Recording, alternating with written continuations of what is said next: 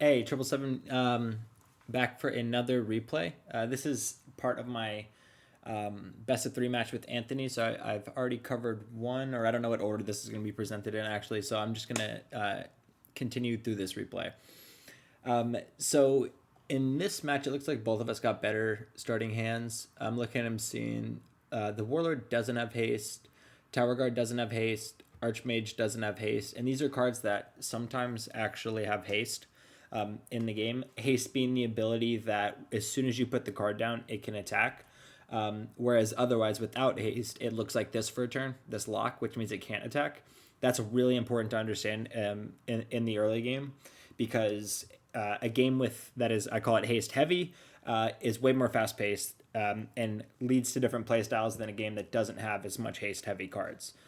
Some cards always have haste, like Warden, and I think Royal Protector, but I think the devs are still figuring out where the right balance is with using haste since it's the most broken ability. Yeah, so in this one, like I'd mentioned in one of my other updates, I'm looking at. I know that I start out with one diamond. If the next turn, if I don't spend a card or play a card this turn, I'm gonna have three diamonds. But I look at my hand and I say, okay, one, I don't have any good three diamond monsters in my hand already. I don't want to bank on having another one. Two, I have this brute here, which is especially in a game that's not haste heavy. Having the brute for the turn two is a really good, like a high efficiency attacker. Immediately threatens 3 damage, and if that's not dealt with, that adds up really quickly. And it can only be dealt with by a card that has like two or more diamonds. So it's going to pressure Anthony, especially if he puts a card down next turn. Like if he goes ahead and puts a swordsman down next turn, then I can start winning the board state race, or at least I'm off to a good start there. Yeah, so I just go ahead and put the swordsman down. Classic strategy. Put it off to the left, one of the corners, in case you get a card that can move across open space. You want them to have more open space, or it might just be a habit from playing the AI. Excuse me. Yeah. Let's go. So he gets Shadowstalker, Swordsman, Warden, and Warlord. He's got two, so he can immediately knock out. He can immediately knock out any card that I have next turn. He's not going to play anything. I probably would have played the Warden. You can just sneak attack a damage, tank a hit, knock out the Swordsman next turn, and still have the Warden available. That's probably what I would have done. Yeah, I mean, like waiting would only get him. Does he get 6 diamonds next turn for the Warlord? Waiting would only get him off the availability of the Shadowstalker, but the likelihood that you're going to need the Shadowstalker next turn is very low because I'm only have 2 diamonds. So I just would have went ahead and put the Warden down. Oh, he can't. He only has 2 diamonds. Duh. Okay. All right. Never mind. That makes sense. Yeah. So I go ahead and put Brute. Let's see. No, do I have to go next turn? Yeah. So in this situation, right, there's two diamond monsters. This is very obviously like you should put the Brute down here. The Archer it's got an ability that attacks through, so it's not affected by the defense of another monster, another card. It just attacks the opponent directly. So the optimal situations where you want to put an Archer down, the best case scenario is you put it in front of, I think it's called Stonebreaker. So it's a card that can't move and it doesn't have any attack and just defends. So you can just literally just sit there and chip away at an opponent's life directly, and they're going to be forced to like take it away and deal with the Archer. The second scenario that you would want to use an Archer is if you know you're up on the ability to trade for damage, then you want to put it in front of another Archer. So you both are attacking each other directly, but ultimately, if you do the math, you'll end up, they'll end up going to 0 before you do, so you win. So those are the two situations that you want to put Archer in. Obviously, like those situations don't always perfectly play out, but it makes it very obvious for me to want to put the Brute down here because I'd rather threaten 3 damage than 2 damage with 1 health. It's just a better play. He drops the Warden and the Brute. So it ended up being a really good turn for him. This is not good. I would have put the yeah, no, the brute has too much damage. What else does he have? He's got swordsman and he's got a shadow stalker. Does he get 4? I think he gets 4 next turn. Yeah, so since he got 4 next turn, it might have been smarter to just put the brute in the open to be able to attack directly, and next turn shadow stalker with haste knock out brute.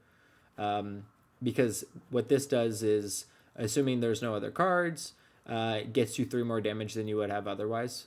Um, yeah, and I don't know if that's going to cost him or not. I can't remember the outcomes of these games, but probably would have done that. But this is like a fine. This is a fine play. Maybe he's assuming like since the diamonds are starting to build up that I'm going to have a stronger monster come in. That's more important to knock out with Shadow Stalker. So I could see that going either way. I typically don't like putting these kind of monsters in front of each other. It's just because they do too much damage, and you want to like you you want them to attack directly as much as often. But we'll see. So I don't put anything down. I don't think I can. Oh no, I can. I could put the archer down. I mean, maybe I should have done that. Um, yeah, I think waiting here is probably a wait for one of these so that I can get enough diamonds for one of these stronger monsters, but it's not looking good because I see that he has, attackers and I have mostly like defense and sniping here.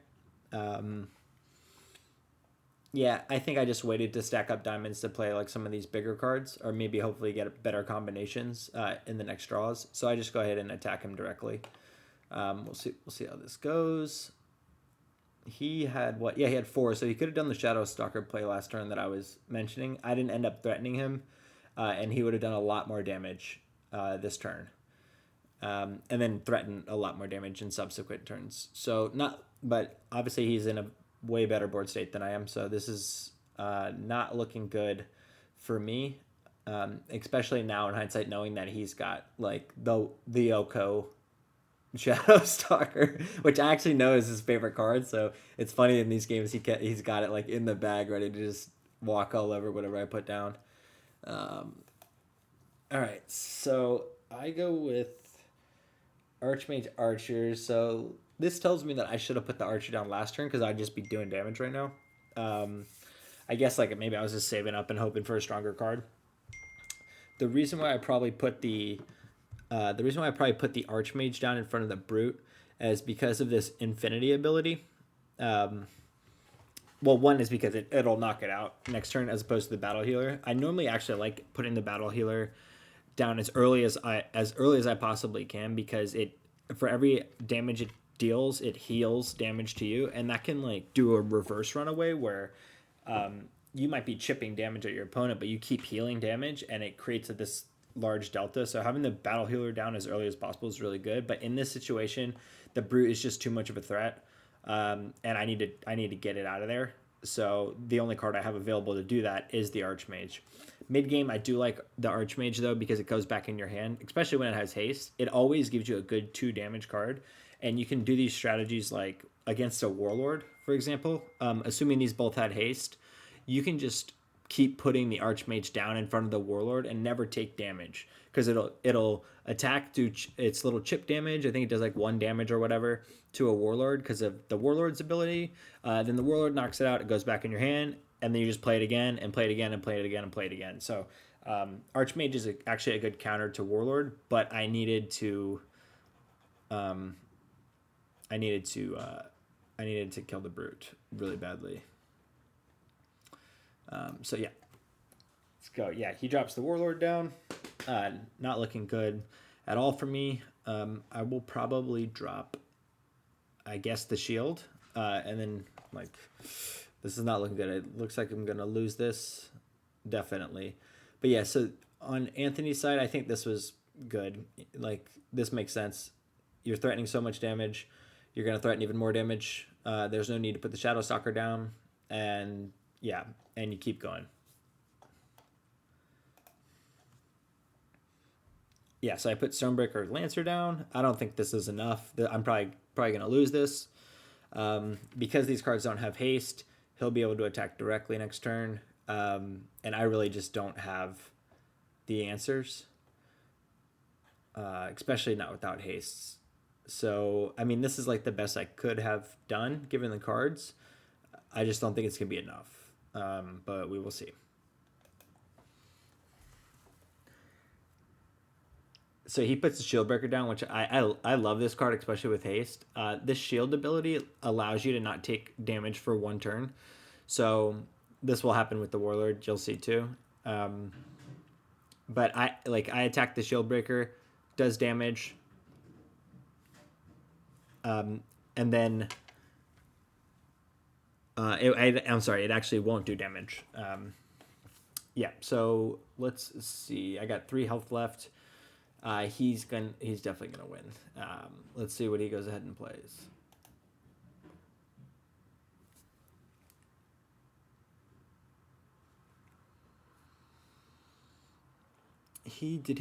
Actually, what did he play? I dropped that. I killed the archer. So it looks like he didn't play anything. He just went for the attack.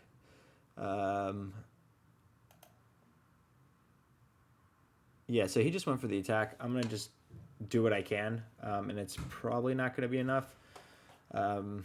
He put the battle healer in front of the lancer. This is another good way of knocking out a lancer. So battle healer has 4 health, does 1 damage. Lancer will do 1 damage back to it, 3 health, which is still like a pretty substantial defense.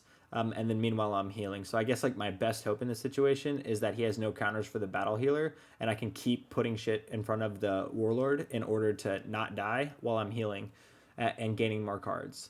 You know, not knowing that he has the auto knockout. If it wasn't for the Shadow Stalker, I could possibly make a comeback, but I don't think that that's what's going to happen. So we'll see what he plays.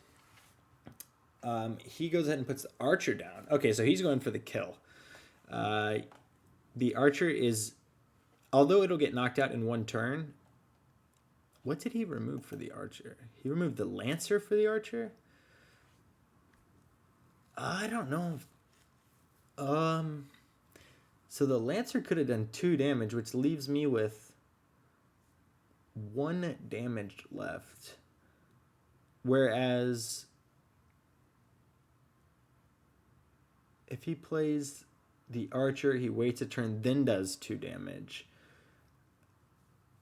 I don't know. That's an interesting play there. Removes that.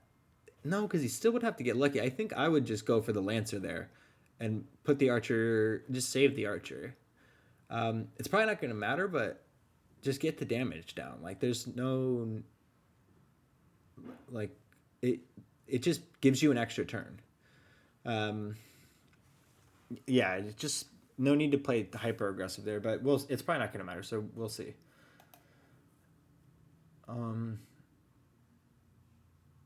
Yeah, so I gain health, which now I would have 3 health.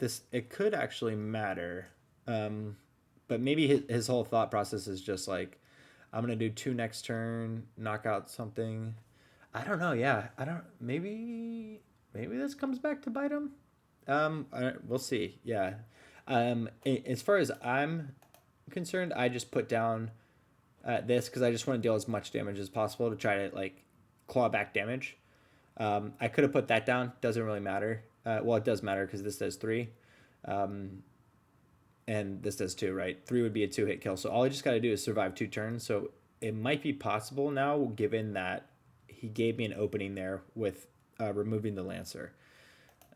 So yeah, we'll see.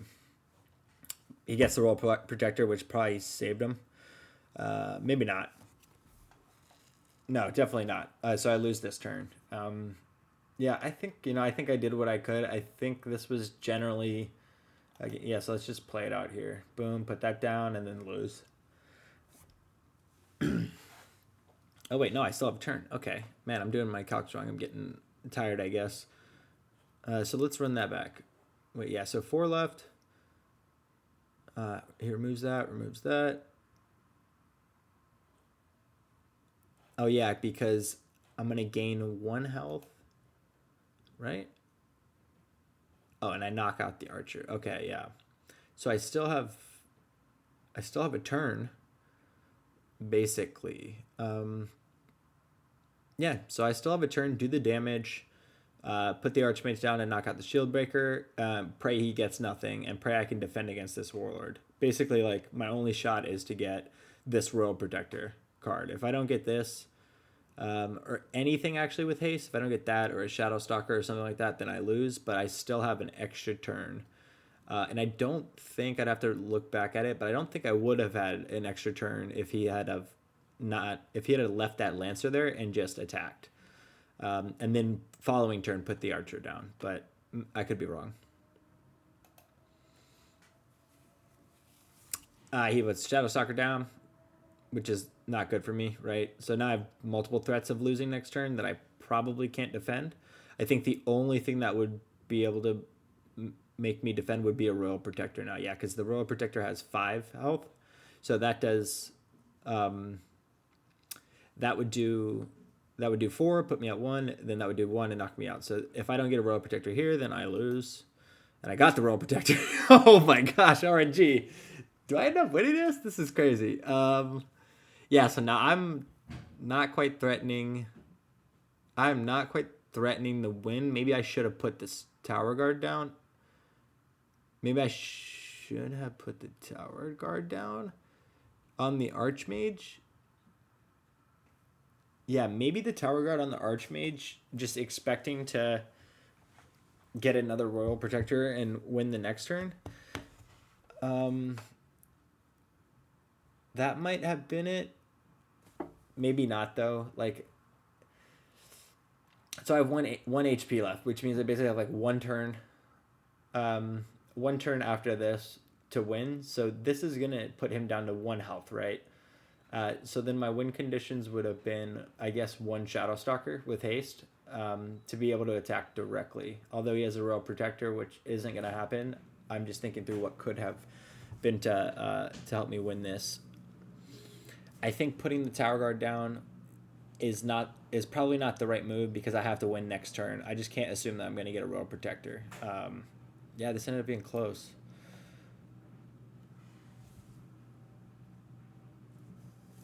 And he puts so I got my turns mixed up. So he puts the Royal Protector down, and I pretty much am. There's no way I'm winning this. I think I might just give up. Nope. I just put those down, let him take his victory lap. He gets the win. All in all, yeah, I don't like. I think that there was only. I think he bought me. I think Anthony bought me maybe an extra turn. By that one Lancer play where he took it out and put the Archer in. I'd like to hear his thinking on that. I can't. Maybe there's some calculations there that would have been different. But overall, I think we just played the cards that we got dealt there, and ended up Anthony ended up outplaying me on that with board positioning over time. Yeah, so that was that. That was the second match of our best of 3.